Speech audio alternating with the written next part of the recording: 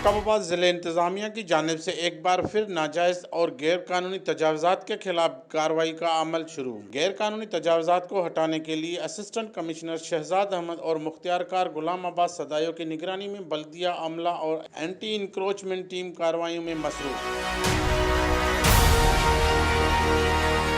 Jacobabad DC office के बाहर तमाम दुकानों के बाहर दिक्के और थल्ले को हैवी मशीनरी के साथ मसमार किया गया। असिस्टेंट कमिश्नर शहजाद अहमद का कहना था कि गैर कानूनी तजावजात को मुकम्मल तौर पर हटाया जाएगा, जबकि उन्होंने मजीद कहा कि शहर के दीगर इलाकों में भी गैर कानूनी तजावजात के खिलाफ कार्रवाई की जाएगी। कैमरामैन शकील बलोच के साथ हजूर बख्श मुगेरी, 11 न्यूज़, जेकबाबाद।